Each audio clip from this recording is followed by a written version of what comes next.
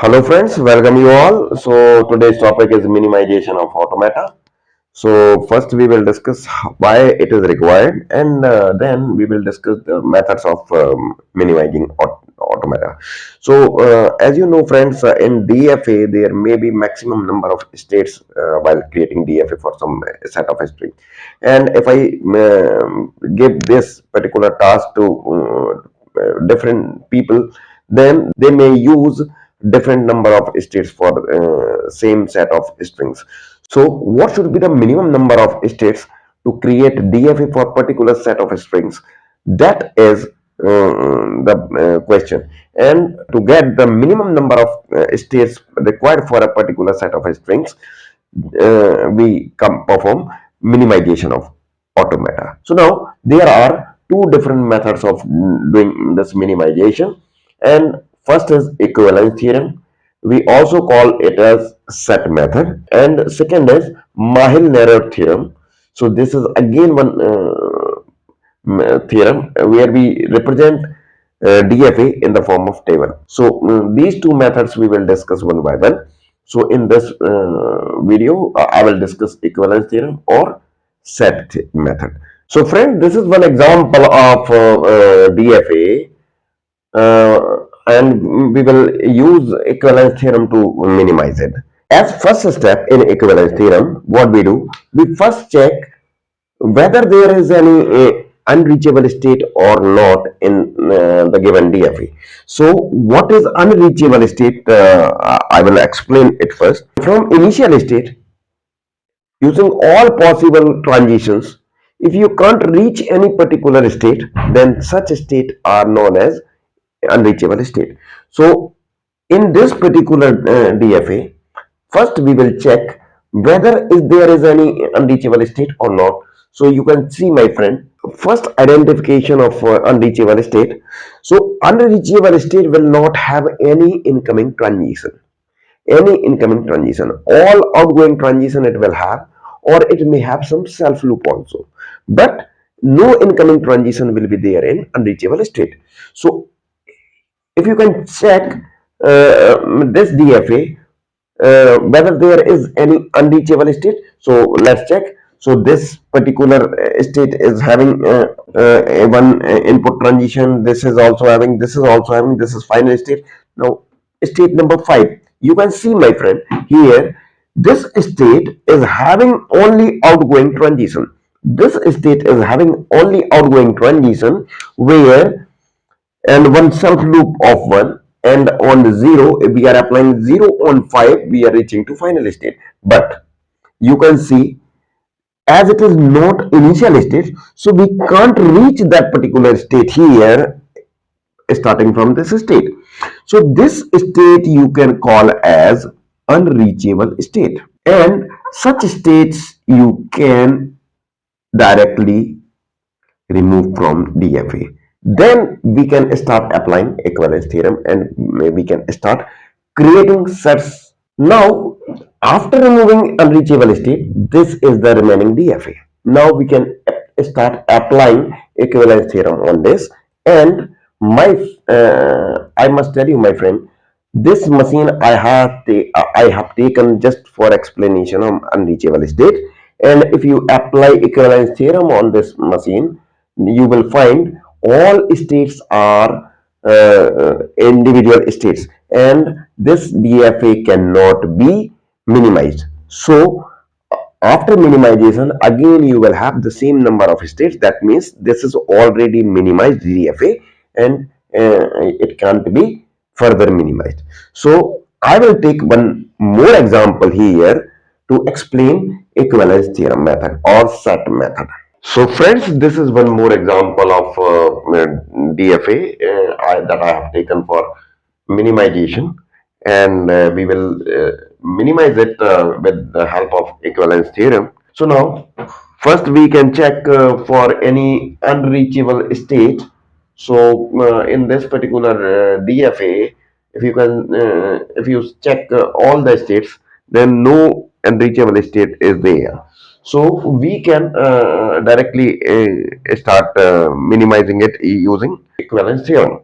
So now we can divide all the states of this DFA into sets using first criteria as final and non-final state. So we can have all non-final state in one set and all final states in other set. So 1, 2, 3, 4, 5 are non-final states. So I can take 1, 2, 3, 4, 5 in one set, and 6 and 7 both are final states. So now we can start trying dividing these sets. So first we will try dividing this set. So for that we need to see the transition of from all the states. And as you can see here, there are only two input symbols. One is A and other is B. So we will use the transition of A and B to differentiate both the states. So now you can see if we are checking for 1 and 2. So let's check whether 1 and 2 can be placed in the same group or in different groups. So I'm creating two groups here. I'm creating two groups here. So we can check for 1 and 2. So now first we try A transition. So on 1, if we are applying 1 A, so we are moving to 4, which is in the same group as 1. Now on 2, if we are applying A, so we are moving to 1. So again, which is in on the same group. So on that age transition, we cannot divide them. Now let's try B. So on 1, if we are applying B, so we are reaching to 6, which is in different group. Now on 2, if we are applying B, so we are reaching to 7, which is in again this group. So on this basis we cannot divide 1 and 2. Both the transition we have seen, they cannot be divided. So 1 would be there and 2 would be there with 1 itself. Now we can try 1 and 3. So on 1, if we are applying A, so we are moving to 4. That means in the same group. Now on 3, if we are applying A, so we are moving to 2. Again be in the same group. So on the basis of transition A transition, we cannot divide them 1 and 3. Now we try with transition B. So on 1, if we are applying B, so we are reaching 6. That means in this group. Now on 3, if we are applying B, so we are reaching to 4. That means in this group. So these are moving to different groups. So we can divide them. So 1 and 3 would be in the different groups. Now we can try for 1 and 4. 1 and 4. So now using A transition on 1, if we are applying A, so we are reaching to 4. That means in the same group. Now on 4, if we are applying A, so we are reaching to 6. That means in the different group. So we can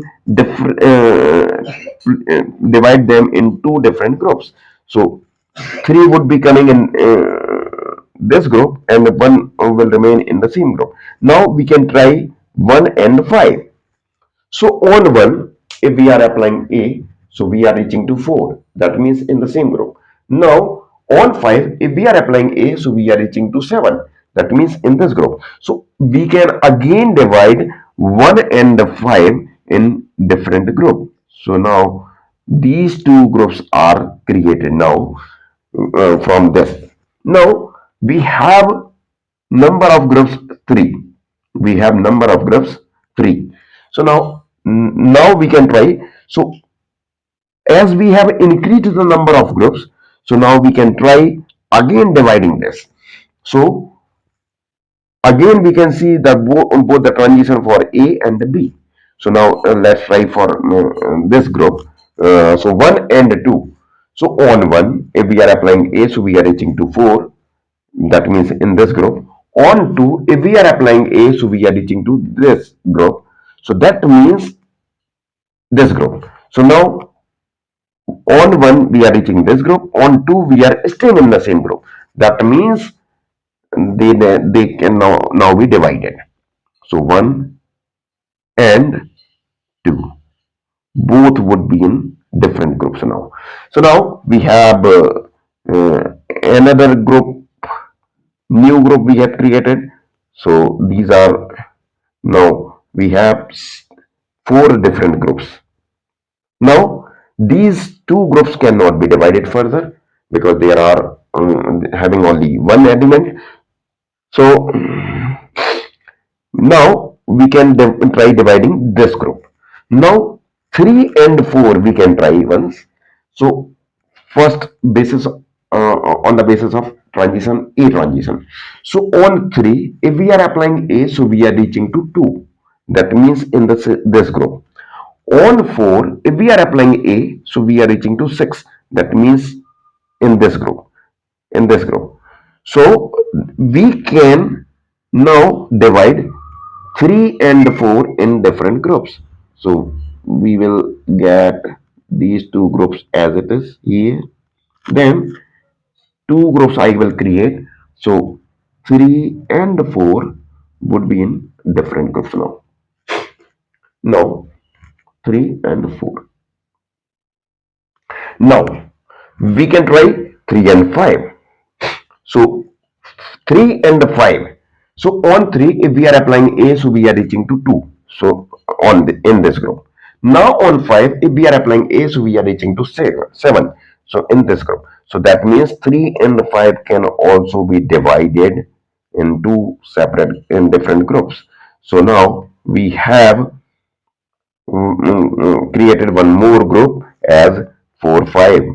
Now this group we can copy as it is here. Now we have five groups. Now these three groups cannot be divided because they are having only one element. Now this and this two groups are there which are having two elements. So we can first try dividing this group. Now 4 and 5. Now if I apply A on 4, so I'm reaching 6. On 5, if I am applying A, so I'm reaching 7. So both 6 and 7 are same group. That means based on A transition, we cannot divide them. Now on 4, if we are applying B, so we are reaching 5. And on 5, if we are applying B, so we are staying on 5. That means both 5 is there in the same group. So that means based on the transition of B also, we cannot divide them.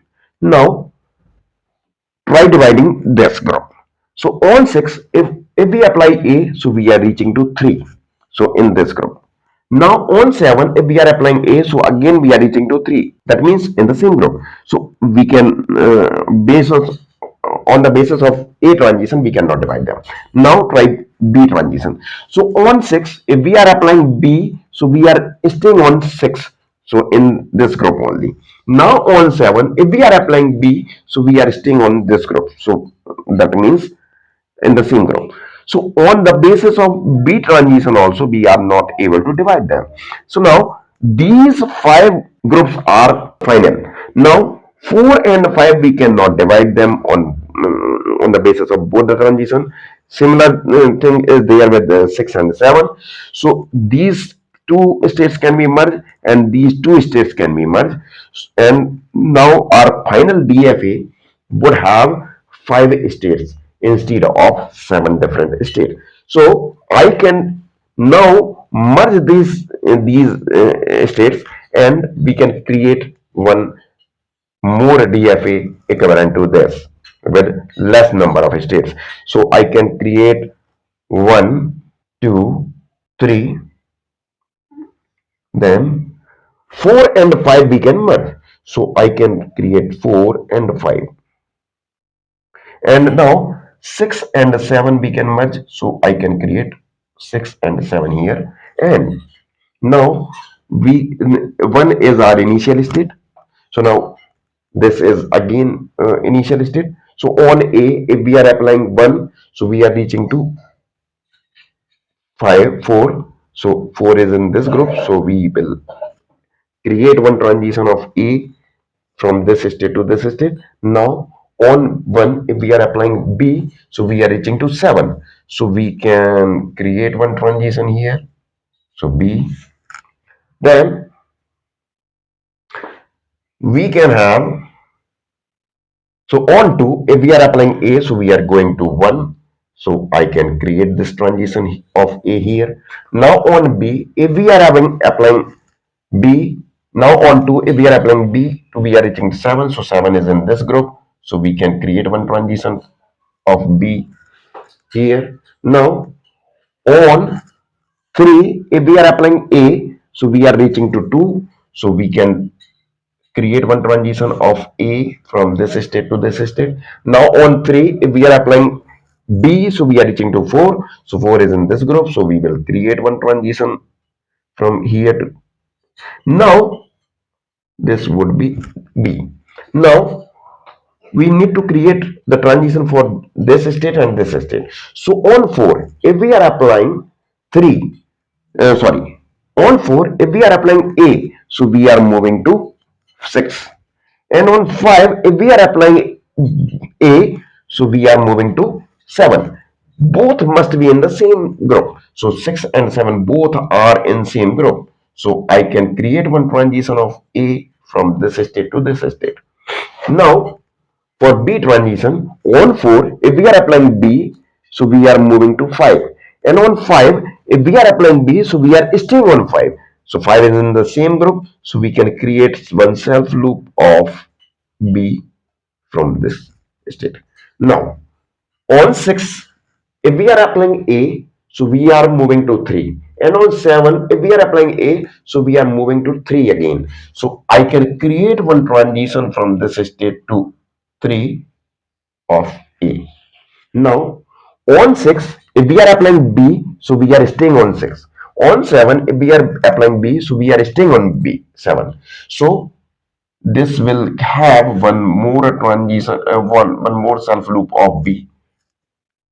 So, this is our final DFA. This is our final DFA. Now, which would be the final state here? So, 6 and 7 are final states in the original given DFA. So we have here 6 and 7 in single state. So this state would be the final state of the resultant DFA.